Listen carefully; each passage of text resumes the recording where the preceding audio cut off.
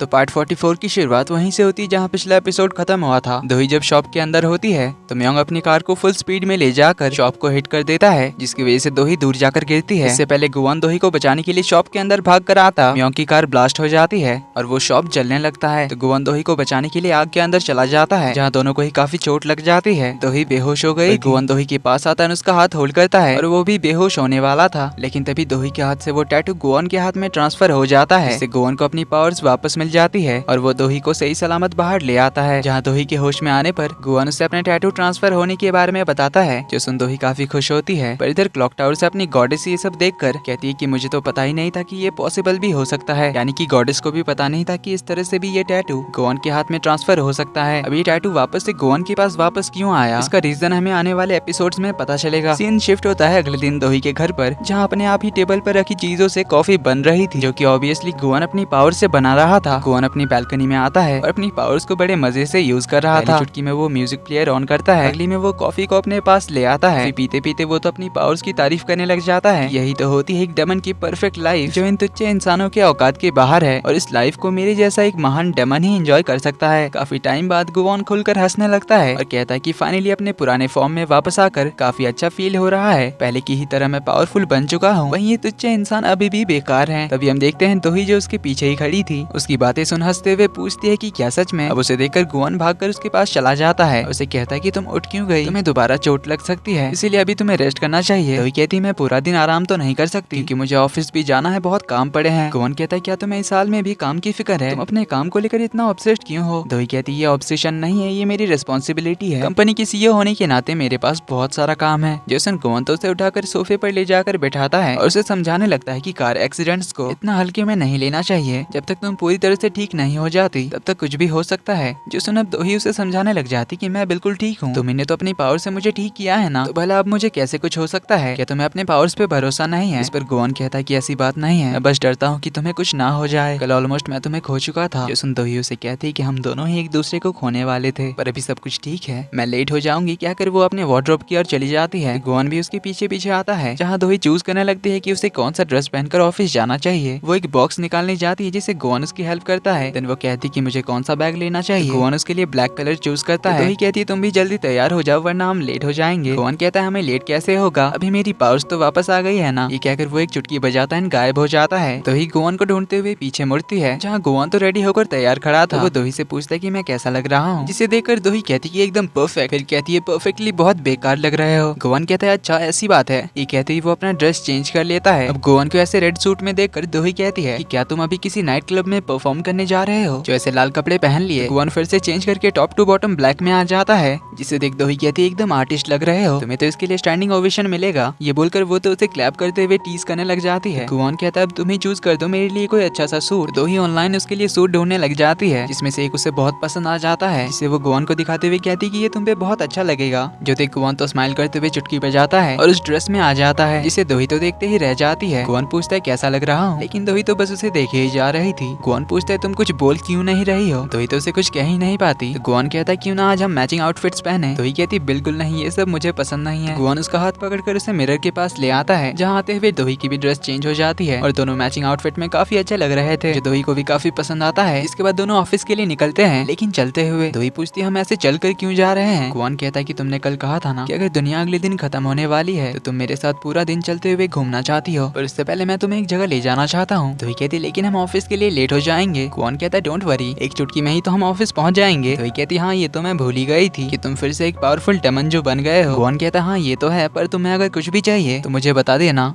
क्योंकि अब से तुम्हारा भी तुम्हारे लिए हर चीज ला सकता है। तो इसके बाद गुआन दोही को लेकर उसी सबवे स्टेशन में जाता है, जहाँ पर वो गॉडेस से मिलता है और उन्हें कहता है कि आपने जरूर ये एक्सपेक्ट नहीं किया था हम दोनों को दोबारा सही सलामत साथ देखने का। ये कहकर वो अलग अलग पोज देने लगता है। तो दोही उससे पूछती है क्या कर रहे हो तुम। गुआन कहता है कुछ नहीं, बस थोड़ी सी मस्ती। गॉडेस कहती है मुझे सुनाई दे रहा है, जो भी कहना है मेरे फेस पर कहो। तो गुआन उनसे कहता है कि ये अनएक्सपेक्टेड ट्विस्ट कैसा लगा आपको। गॉडेस कहती है मैं सरप्राइज्ड हूं और इसके लिए कांग्रेचुलेशंस। ये बोलकर जाने लगती है, पर गुआन उन्हें रोककर कहता है कि मुझे नहीं लगता कि आपके पास पैसे होंगे। ये बोलकर एक कॉइन निकालता है और कहता है कि ये 1 बिलियन वॉन अपने पास रखिए और ये गैम्बलिंग छोड़कर पैसे बचाइए और एक बात याद रखना कि मैं बेट जीत चुका हूँ। गुआन ने पिछली बार बेट लगाया था कि मैं दोही को भी बचा लूंगा और अपने पावर्स को भी वापस लाऊंगा। तो ये बोलकर वो दोही को लेकर जाने लगता है। दोही उससे पूछती है कि आखिर तुम इसे कैसे जानते हो। गुआन बताता है कि ये मेरी बॉस है। जो सुन दोही शॉक्ड होती है। तभी गॉडेस उस कॉइन को हवा में उठाकर कहती कि ये बस 10 वॉन है। दोही उन्हें पीछे मुड़कर देखती है। गुआन उससे कहता है कि उनकी बात पर ध्यान देने की जरूरत नहीं है। लेकिन दोही तो शॉकिंगली गुआन से पूछने लग जाती है कि क्या ये सच में गॉडेस है। लेकिन गुआन उसे अपने साथ ले जाता है। तो दोनों काफी हैप्पीली ऑफिस पहुंचते हैं, जहाँ गुआन सभी को काफी अच्छे से ग्रीट करता है और सभी का दिन अच्छा हो ये भी विश करता है। उसे इतना ज्यादा खुश देकर सॉन्ग मिस्टर जिन से पूछता है कि मिस्टर गुआन का मूड आज काफी अच्छा लग रहा है ना। मिस्टर जिन कहते हैं सही का, काफी ग्लो भी कर रहे हैं। ये बोलकर अपने फेस को देखने लग जाते हैं। इधर दोही और गुआन जाते हुए मिशन से मिलते हैं, जहाँ मिशन और दोही अभी भी एक दूसरे से काफी ऑकवर्ड फील कर रहे थे और उनके बीच का ये ऑकवर्डनेस गुआन भी नोटिस करता है। तो मिशन के जाने के बाद गुआन दोही से इसके बारे में पूछता है, लेकिन दोही कहती है ऐसी तो कोई बात नहीं है। ये बोलकर जल्दी से अपने केबिन चली आती है। कहती है कि आज मैं बहुत ज्यादा बिजी रहने वाली हूँ। लेकिन तभी गुआन एक केक लेकर आ जाता है, जिसे देख दोही पूछती है कि ये किस लिए, कहीं मेरे लिए तो नहीं।